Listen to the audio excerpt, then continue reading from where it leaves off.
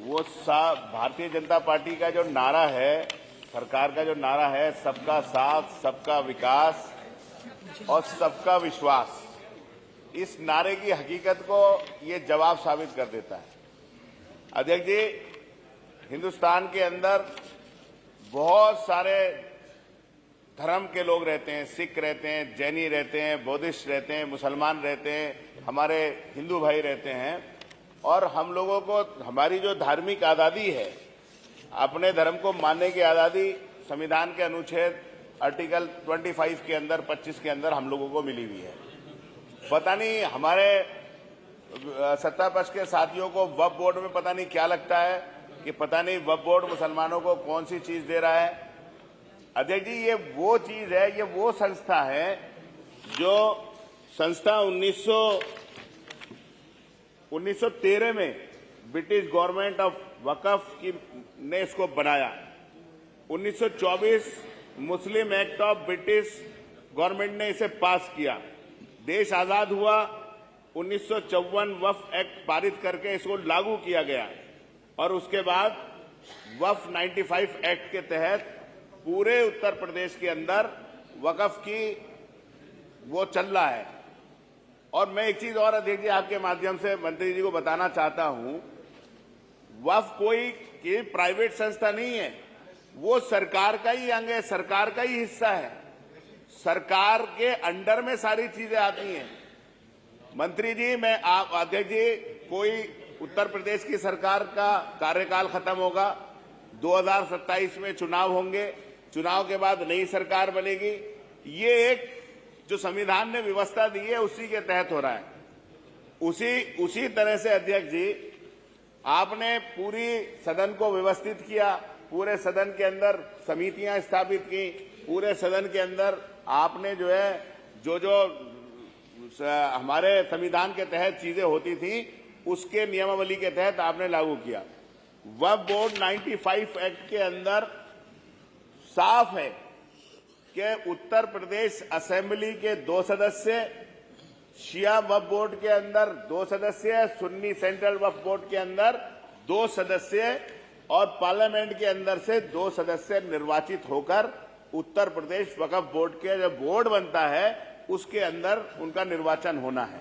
3 साल हो गए अध्यक्ष जी, 3 साल के अंदर सारी चीज हो गई, सरकार चल रही है, सारी 3-3 बजट आ गए, लेकिन आज तक उत्तर प्रदेश के वक्फ बोर्ड के 2 सदस्यों का सुन्नी वक्फ बोर्ड और सेंटर वो शिया वक्फ बोर्ड के सदस्यों का निर्वाचन और जो 2 सांसदों का निर्वाचन है वो निर्वाचन अभी तक इस सरकार ने नहीं किया गया।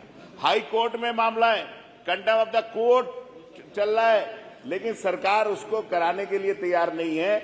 मैं ये बात इसलिए कह रहा हूं कि बहुत सारे बोर्ड के अंदर ऑटोनोमस बॉडी है, बोर्ड के अंदर बहुत सारी चीजें आती हैं, बहुत सारे न्याय उसके अंदर जो वाद आते हैं, मुकदमे आते हैं, उसमें कोरम पूरा ही नहीं है, लेकिन धड़ाधड़ उसमें आदेश हो रहे हैं, धड़ाधड़ हो रहे हैं, वक्फ की जमीनों पे कब्जे हो रहे हैं, वक्फ के लोगों ने पूरी तरह से लूट खसोट मची हुई है, वक्फ के लोगों को आपकी तरफ से कोई बजट नहीं दिया गया, 5-5 महीने से उसे तनख्वाह नहीं मिली।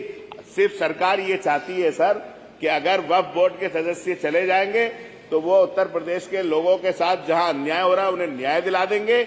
और मैं एक चीज और अध्यक्ष जी आपके माध्यम से कहना चाहता हूं, अगर आपके आसन से, क्योंकि ये निर्वाचन विधानसभा से होना है, ये आप ही के उस पे आता है, अगर आप निर्देशित कर देंगे तो इसका निर्वाचन हो जाएगा। ये मेरा मंत्री जी से सवाल ये है, इन्होंने कहा कि कार्रवाई गतिमान है, ये गतिमान कब तक रहेगी मंत्री जी, ये बता दो बस। अगले 27 में गतिमान हो जाएगी या कौन सी गति है? उन्होंने लिखा सुन्नी सेंट्रल वक्फ बोर्ड एवं उत्तर प्रदेश शिया सेंट्रल वक्फ बोर्ड में रिक्त पदों पर निर्वाचन के माध्यम से भरे जाने संबंध में नियम अनुसार कार्रवाई गतिमान है। मैं आदरणीय अध्यक्ष जी कहता हूं, आपने सब चीजों को गति दी है, ये 2 सदस्य उत्तर प्रदेश बनी है, इससे भी गति दे देंगे तो वहां लोगों को न्याय मिल जाएगा। धन्यवाद। वो आप ही हैं।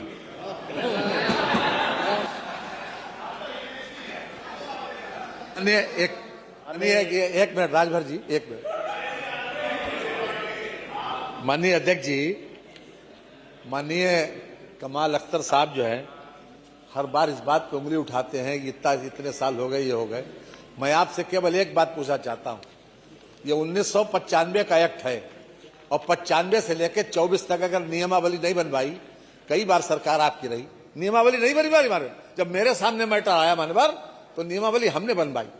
हमने किसकी नियमावली तो बना दे कम से कम, हमने बनाई 2024 अभी। आप ही से उम्मीद करते हैं जो काम करता है उसी से उम्मीद कहते हैं कि हम इसको आप बात कर लीजिएगा, हम करवा देंगे इसको, और हमारी बात हो भी, हमने बता भी दिया था।